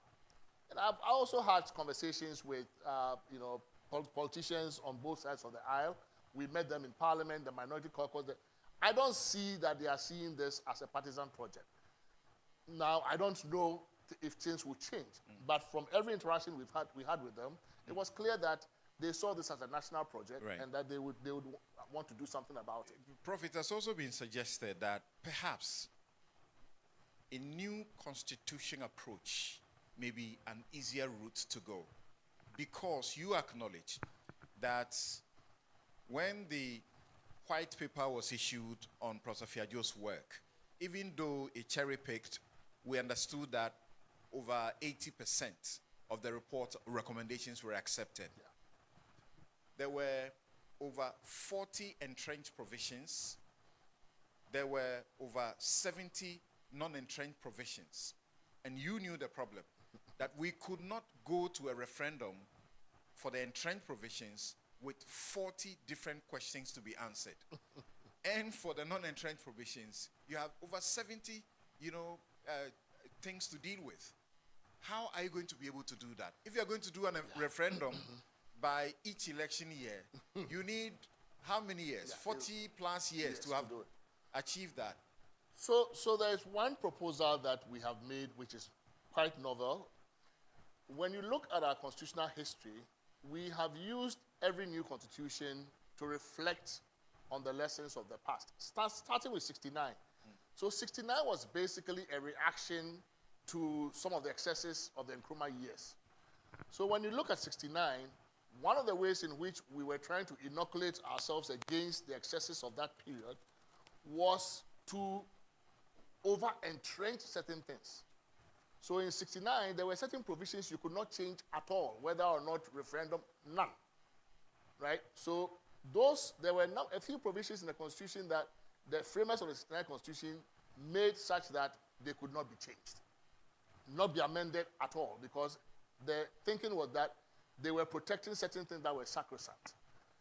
So we have carried on that tradition to the present, which is that we normally over-entrench. Out of the abundance of caution, we over-entrench. So in the current constitution, the entire chapter on the executive, for example, is entrenched, including the composition of the NDPC, National Security Council, provisions on the Attorney General. Everything there is entrenched. And you ask yourself, was it really necessary to entrench all these things? What we really wanted to protect there was term limits and the term of the president. We do not want presidents to overstay in power. We don't want presidents to stay beyond 2 terms or 4 years.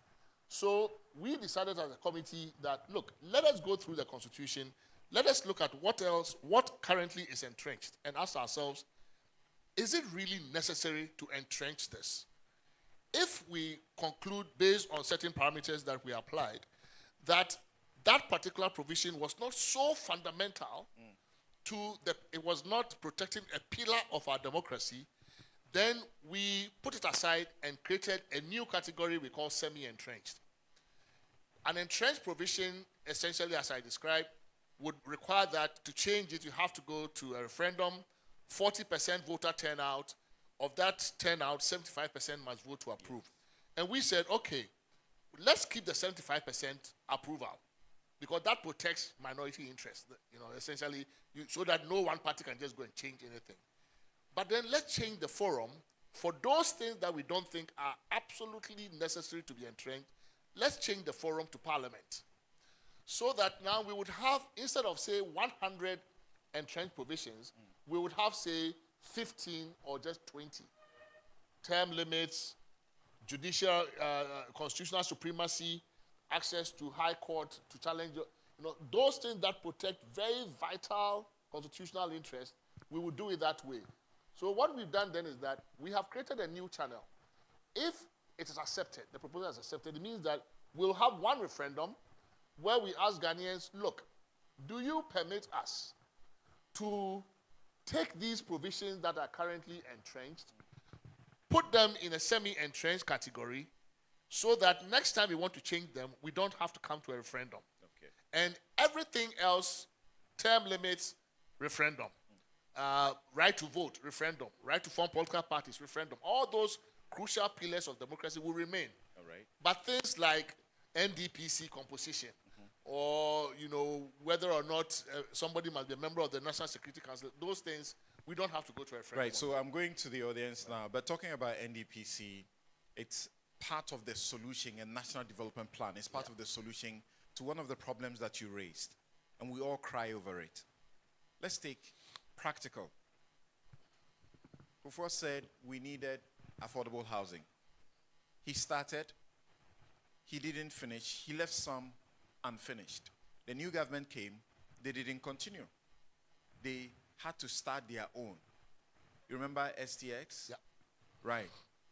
Then eventually they did something called Saglime, which they used our money, over 190 plus million US dollars, sunk into Saglime, targeted at 5,000 housing units. In the end, they gave us 1,300 plus housing units at the cost of the original units. They left. The new government came. It wasn't finished.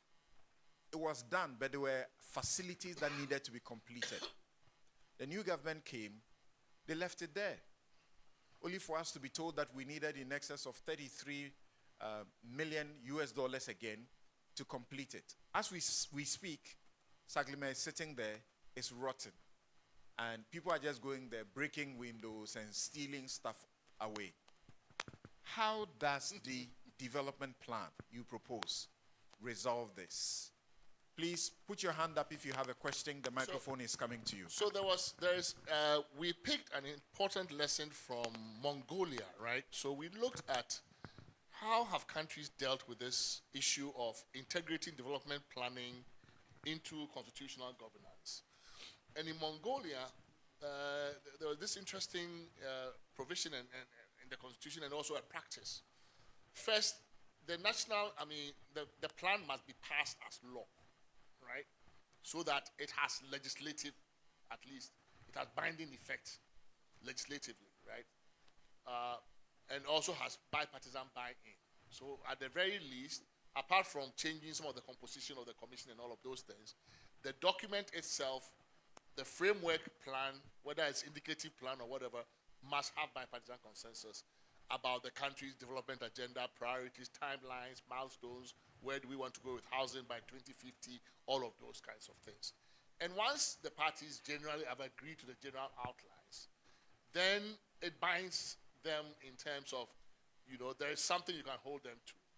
We are also proposing in the finance section that there is a connection between the medium-term plan and the budget and the annual budget, so that you can't just have an annual budget that doesn't speak to a plan. So you must have a plan, but the budget that is basically funding it must be tied to your milestones and things you've set in the plan.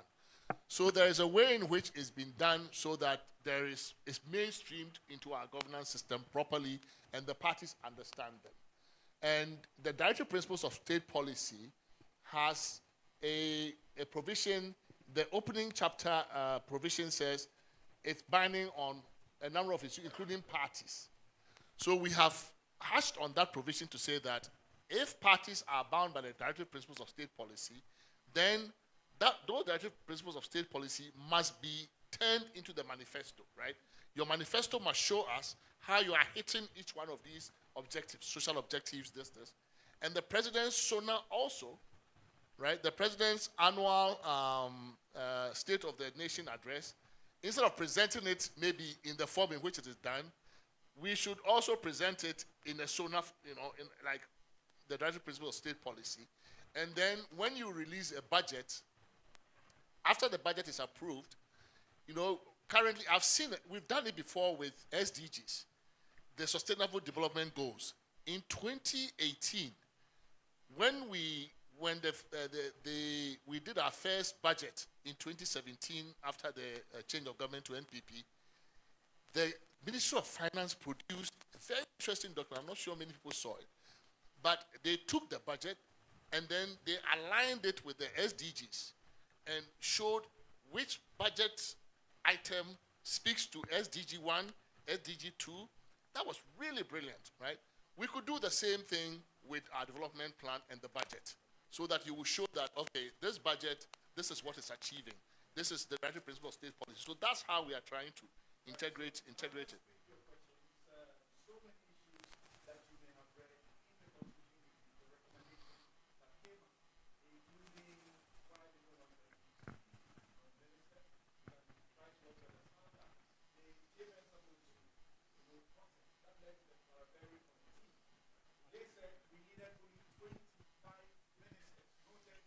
Their committee says we need 57 at most.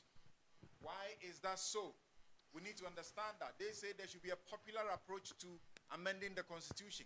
You can get up today if we approve this and mobilize as many as 5% of registered voters who say they want a provision to be amended, and it will go through the process to be amended.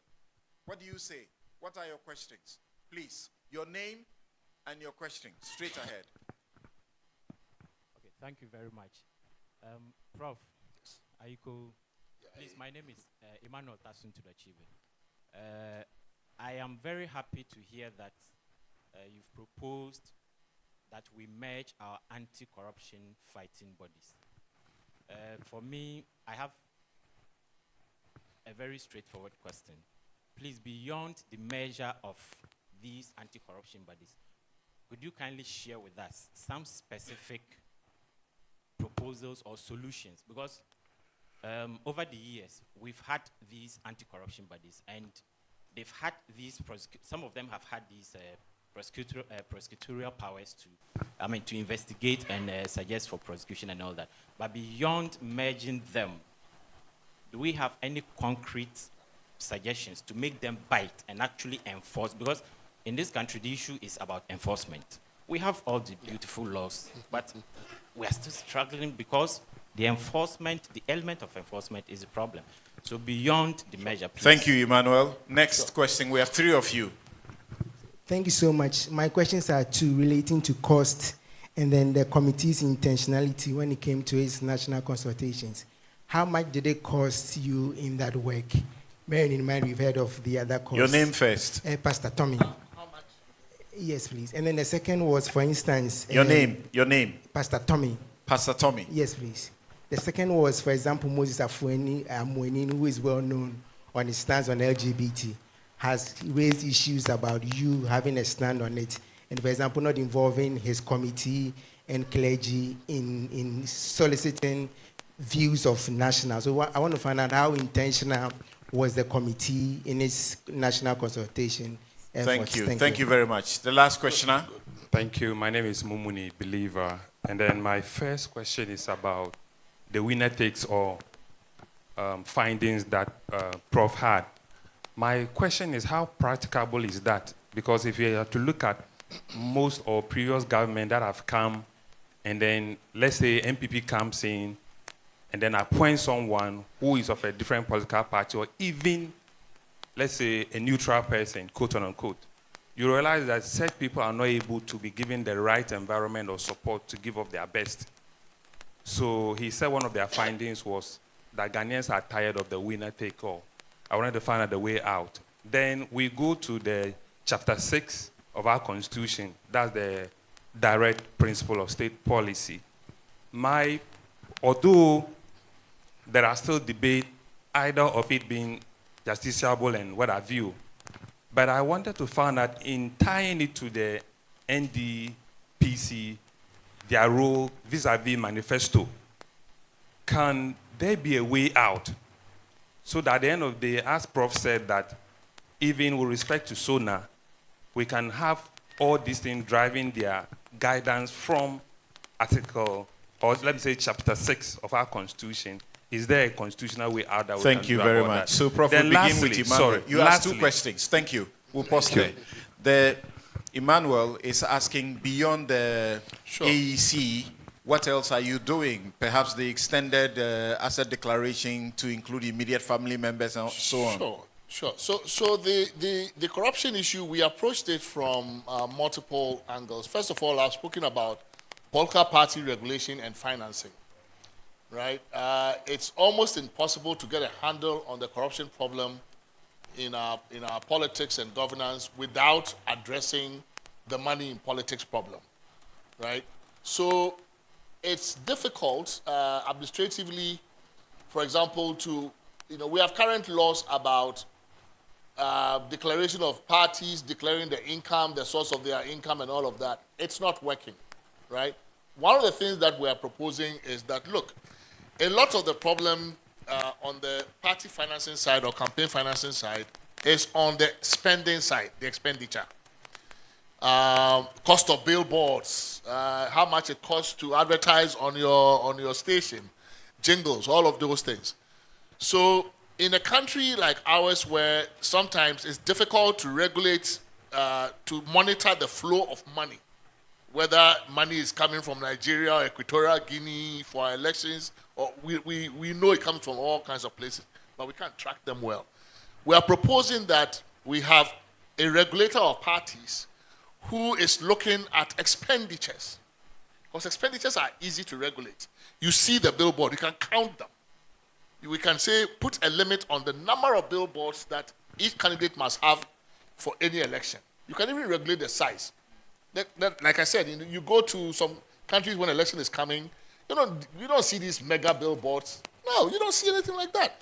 They regulate what you can put out there and the number and the posters and how many rallies you can have. These are the cost items. So we're trying to propose a political party regulator, because the EC is supposed to regulate parties, but it's not doing it, right? So we say, look, take that regulation function from the EC, give it to a standalone regulator of parties who focuses only on the parties, checks their audits, their reports, has an auditor going through their reports, but monitors their spending, the visible spending, billboards, and tells us how many billboards you cannot have and all of those things. Once we are able to regulate the money in politics, including the fees parties charge, so the regulator will have to approve the fees you charge for, allowing a candidate. Some parties just get up and say, $500,000, and nobody says anything. Now, in our proposal, that's not going to happen. So once we've taken care of the party side of the issue, then there is the asset declaration. We have expanded the scope to include many more public officers. The distinction between public servant, civil servant is gone. Now, whether you're a public servant, SOE, CEO, whatever, you have to declare assets. And not only is the Auditor General and the new anti-corruption body able to vet the contents, but they are able to invite the public to provide information to check it. They are also able now, currently the Constitution says that we have never activated it, that between two declarations, if there is a change in your net worth, right, if your assets minus liabilities, if they grow between those periods and you cannot explain the growth in your net worth according to income or gift or whatever, it's presumed that you acquired it unlawfully. So that is already there in the Constitution, and we have extended that to say that that gives you a presumption, right, that you can actually do unexplained wealth investigations, you can do lifestyle audits, right? So we are putting a number of things together on the anti-corruption side, not just the merger of the two institutions. I know that we are pressed for time, but on that first issue, you talk about the EC taking away the job to regulate the parties as far as the spending is concerned. Yeah. we know that already our political parties at 2,000 provides the EC to do some work, task the EC to do some work, even though the parties are beating that route. Because that provision says the parties are the ones who must account for the expenditure. And every 6 months after an election, they are supposed to submit the audit and everything. But we have found that the clever way they do it is that they don't spend through the party, they spend through the candidates.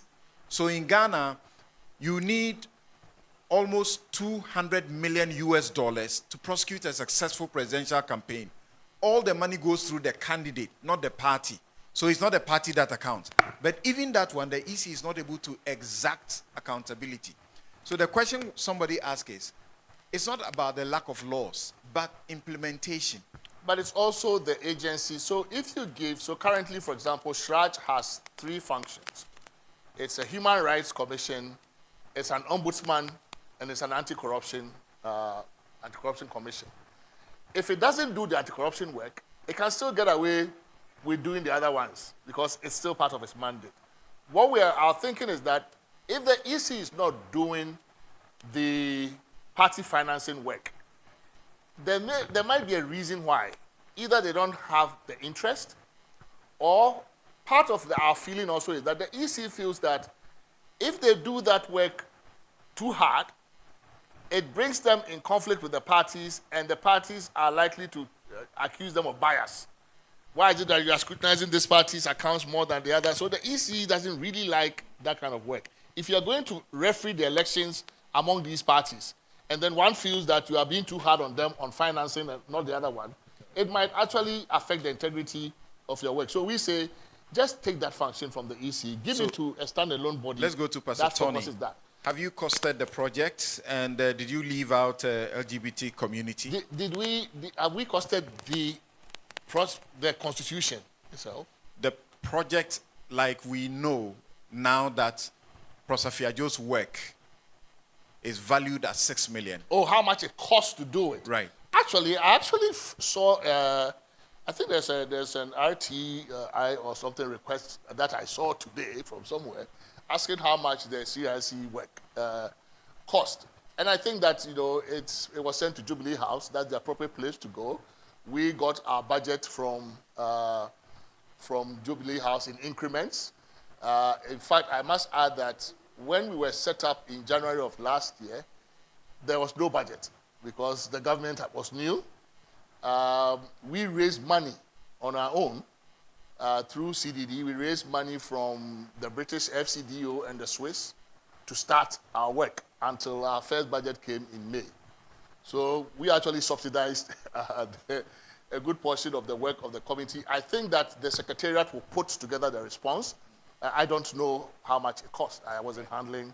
You did zonal interactions. Did you exclude the anti-LGBT community? That's a question. Why not? And have you smuggled something in the provisions that is smuggled pro-LGBT? No, I mean, look, LGBT people, they are Ghanaians, right?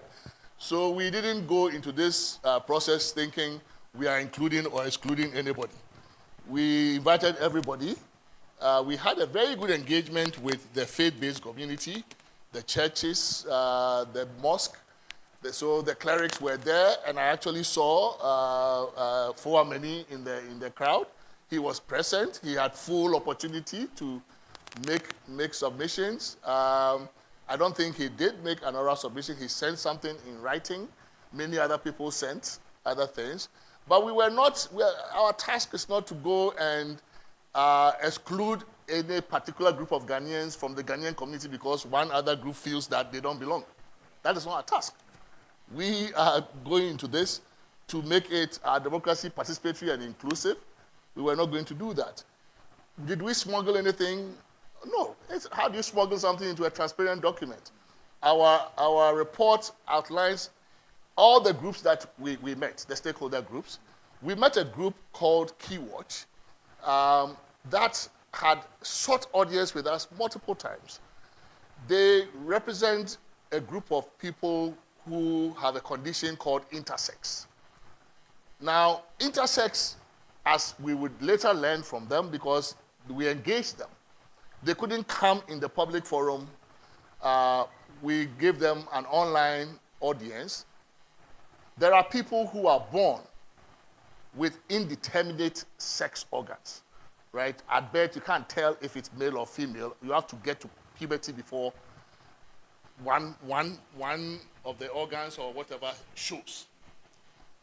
Our law or administrative practice in Ghana requires, however, that at birth you name the sex of the child, male or female. So it turns out, this has been going on, that this group of Ghanaians at birth are subjected to medical surgery because one person thinks that maybe the parent says, oh, Yanuaba, now Yanubema, or something, then they operate them. Only for them to, as they mature and they get to puberty, to realize that, okay, the sex organ they were forced was given them was not their proper sex organ. So they're different from, so the person shows full breast and everything, you put a penis there at birth by surgery, right? So this was a very difficult conversation to have. And they brought their lawyers, some doctors, people, and they were there. From Koforidua, from other places, Accra, other places, and said, look, this is not right that we are subjected to these things. And it turns out that even when the LGBT law was going on, they managed to engage Parliament for them to be excluded from that category. So we said, look, you have a very legitimate point here. Now, how exactly do we address it in this process, right? So these are some of the difficult challenges that we had. But the idea that somebody, for theological reasons, might not like LGBT, right, therefore we should exclude them. Okay. I mean, this is not my job. Right. So I suppose you are clearly aware that this particular, proposal has taken a certain twist and is being misconstrued. So this explanation should be helpful. We now have Mumuni, who wanted to know the winner takes all. Yeah. What's the solution, and weave that into the National Development Plan quickly, and then we need two ladies. I'm not taking a gentleman. We're taking only two ladies, and we are done. Look, I think that one of the things we have to be willing to concede is that, yes, we are Ghanaians, maybe culturally special or different, but we are also human beings. We are not very different from other places. These things are not, winner takes all. It's not, we didn't invent it in Ghana. Other countries have had it before. They have overcome it through reform. The idea that we cannot change something because this is how we do it, I think we should rid ourselves of that kind of fatalism. It's almost like we cannot make progress if we think, hey, but I campaign for this person and therefore I must get the job. I think if we have a system, what we are proposing is not saying that party people cannot compete for jobs in the public sector. But all we're saying is that public resources are there for all of us. Jobs, scholarships, admissions, all these things. And that every Ghanaian who qualifies should be able to compete openly and competitively, meritocratically for these things. And as long as we have spelled out the qualifications, so you want a CEO. Look, CEO job in our state enterprises run between 15 to 20, 23% of our GDP. It's significant. Failure in those places can collapse the economy. That's why you've banned the politicians from doing that. Yes, there's a lot of systemic risk involved there, and the liabilities they incur also are public liabilities, contingent liabilities of the state. So the idea that you should just come, because somebody campaigned for you, you pick them and make them a CEO, very few countries still do that. It's old. It's just too old. Tanzania, others, they've left that kind of game. Many other African countries have left that kind of game. There are Ghanaians all over the place, all over the world, who have competencies we need. They can compete for these things. Thank you very much. Right? Why are we afraid to just make progress? Each year, they make losses. They don't make profits. And we still keep them. I don't know what's wrong with us. In fact, one statistic we got from SIGA is that there are three categories of state-owned enterprises. The ones that are wholly owned by the state, the ones that are majority owned, and the one that where government only has a minority interest. Can you believe that the one that pays government more money is the one in which government has minority interest? So it should tell you something. Right. Yes. Thank you so much, Prof, and thanks for the education. My name is Rose. I believe the key point here is accountability, implementation, and then the real impact it will be on ordinary Ghanaians. I believe, as you rightly said, that Ghana has undertaken constitutional review before, but yet many recommendations remain unimplemented. So my question here is, what makes the 2025 review different, and what guarantee do citizens have that this process will lead to real constitutional change rather than Rose. another report? Thank you so much.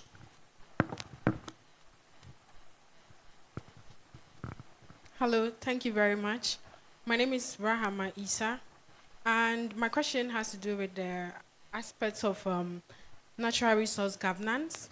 I heard you mention about involving the community when it comes to approval, and I wanted to ask if there will be an aspect that involves training on best practices, especially on health, for the people who are involved.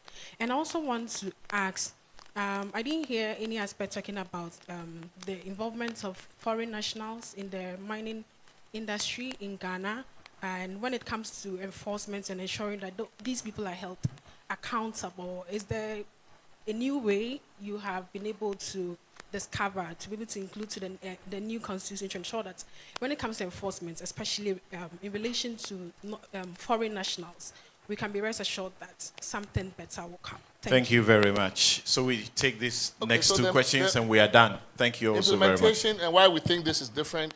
I'm not so sure that this is necessarily different. I think that what we are hoping and what we are appealing, the plea that we are putting out to Ghanaians is that, look, you have to take an interest in this thing. Constitutions matter. How constitutions are designed matter. They change the nature of the incentives politicians face, and it's about our future. So I think what we are hoping is that people like Samson and others, and Bernard and others will stay very engaged, enlighten the population, get you interested in this enough for you to really follow the process closely, organize yourselves, and let your political parties and the class know that this is about you. I mean, constitutions may be implemented mostly by politicians and bureaucrats, but the effects are on us. The outcomes are experienced by us. So I think we were hoping for public ownership of this process, and which is why I'm happy that a process like this is happening in a place like here. It would require an informed citizenry, and this is part of that process. That then segues into the last point about local communities and their involvement in decisions about mining in their communities. When we went to a lot of places, we heard stories about how the presence of mines is just causing lots of, beyond galamsey, teenage pregnancy, absenteeism in school, teenage problems. That just once a mine shows up in some place, just the youth just completely become a problem, right? So we heard all these things, and we're saying, look, if you're going to have local communities involved in making decisions, it's not just the chief making a decision with the company, it shouldn't be just the assembly, but we must create, and we have let that process for further exploration by Parliament. But we have to design a participatory process where EPA, for example, will give the community information, the right information about the effects of mining. It should be informed decision, right? So they must be informed by the appropriate government agencies about what the mine will do to them, what is going to be the effect, so that they can make an informed decision whether to invite the mine into the community and on what terms, right? So those are some of the things that we're proposing, that it's not just go there and say the assembly says yes, because we know that they can be easily influenced, right? So a number of the reforms we are proposing would require active citizenship, civic activism, engagement, information, knowledge, sharing. And if we put all these pieces together, we're not trying to create a perfect constitution. We're just solving basic problems of governance. And I think that our aim is just to make incremental progress. If we get even 30%, 40% of what we are asking for, knowing the policies of it, it may be good progress for now. Then we will still push for the next one and the next one. But I think that we have to start from somewhere. You know, we have great opportunity as a country to leapfrog, seriously. We can make the headway we want to make. Right. But we have to govern this place differently. It's just too poorly governed. Thank you very much. Please, a round of applause for our distinguished speaker, Professor H. Kwesi Prempeh. And as you can see, in 2010, the agenda was transforming Ghana's constitution from a political to a developmental, constitution. And then they took the baton, and what are they saying? That they are transforming Ghana from an electoral democracy to a developmental democracy. Guess what? If you don't participate, if you don't get active, these things that are demands arising from the people will not see the light of day because the politicians are comfortable with what the system may be now. So you need to be active and participate in it. Thank you also very much. I'll hand over to the MC. Please don't get tired. The applause should be louder than this. You have had tons and tons of knowledge. We could write books and books from this engagement. Thank you, Prof. Thank you, Samson, for the engagement. So we'll take the chairman's closing remarks, and right after that, we'll take the vote of thanks. We'll have the closing prayer, and then we'll have a group photograph. As you are aware, we're very close to the end of the program, and so don't rush off yet. We'll just take these 3 segments, and then we can formally close. So please, with a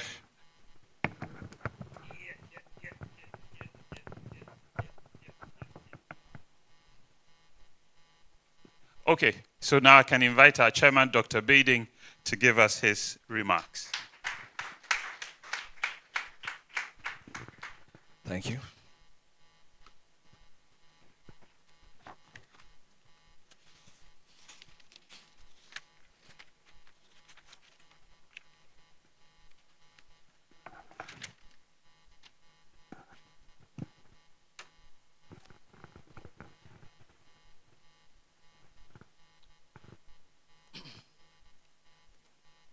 Thank you so much, Professor.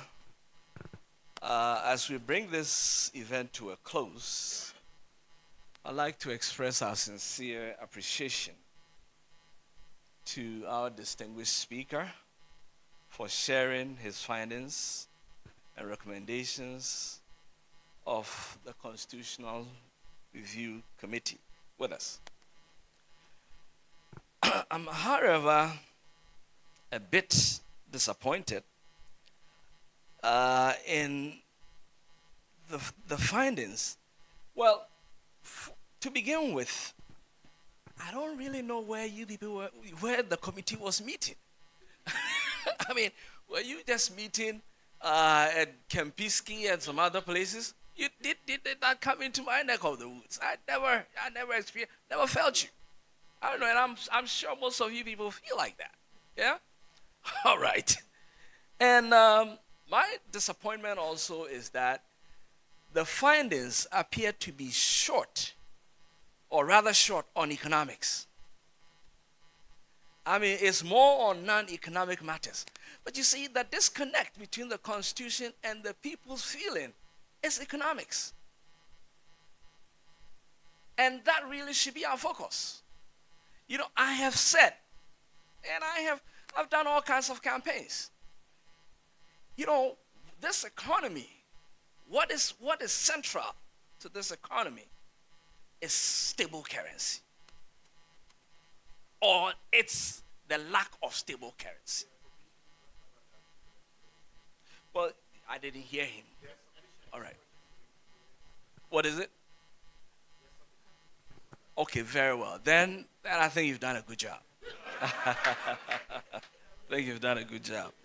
What about I heard you also began you did begin to talk about debt exchange, domestic debt exchange program, but I didn't see how you ended.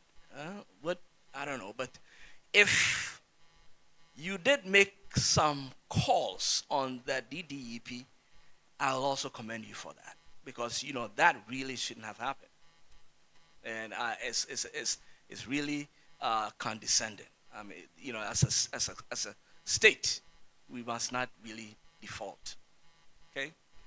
Also, I was also concerned about taxation. It looks like in this country we are overly taxed. Overly.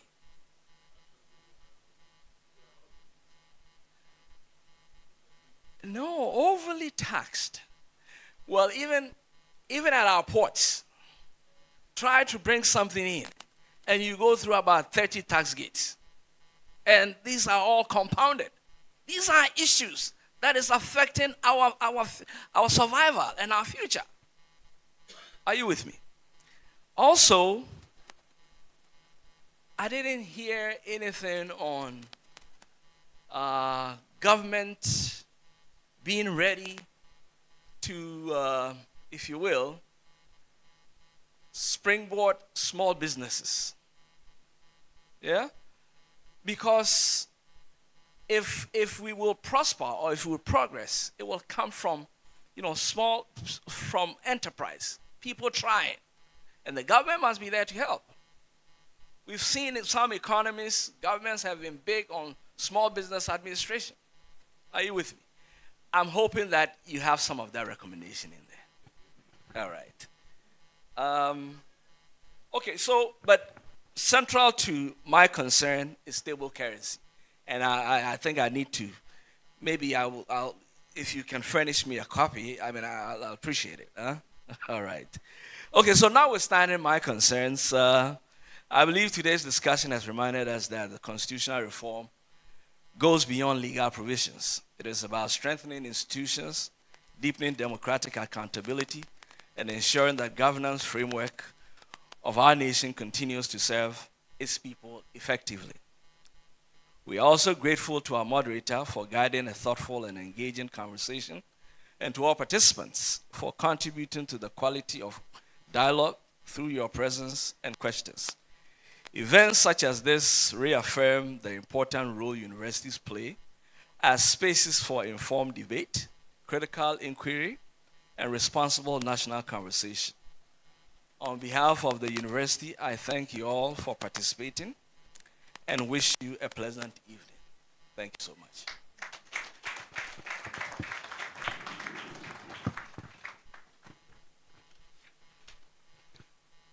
Thank you, Chair, for your closing remarks and your concerns. But of course, we can always continue the conversation outside this space. I invite Tryphena Efia Jan, to give us the closing, the vote of thanks. The vote of thanks.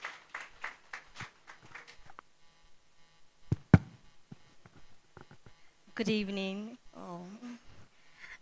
With all due protocols observed, on behalf of the School of Communications Studies, we express our deepest gratitude to our distinguished guest speaker, Professor Henry Kwesi Prempeh, for sharing his profound knowledge, valuable insights with us this evening. Thank you, sir. We are truly grateful for your time you have taken to enlighten and inspire us. And we are also thankful to be the first institution to have a public lecture after the review. We are equally grateful to our moderator, Mr. Samson Ladi Anyenimi, for guiding the discussion so effectively and ensuring that the conversation was engaging, thought-provoking, and beneficial to all of us present here today. Our sincere appreciation also goes to the leadership of Wisconsin International University College, particularly President Dr. Lawrence Kanai, Acting Registrar Madam Joyce Latte, Dean of Communications Madam Baba Kofi, for continually supporting academic engagement and intellectual dialogue within the university community. We also acknowledge the presence and contributions of the chairperson, Dr. John Baden, our respected deans, heads of department, faculty members, and the legal fraternity, the media, and all invited guests whose presence has made today's lecture meaningful and successful. To my fellow students, thank you for your participation and keen interest in the issues that shape the governance and democratic future of our country, Ghana. Finally, we appreciate everyone who has contributed in diverse ways to making this public lecture a success. Once again, we say thank you. Have a pleasant evening.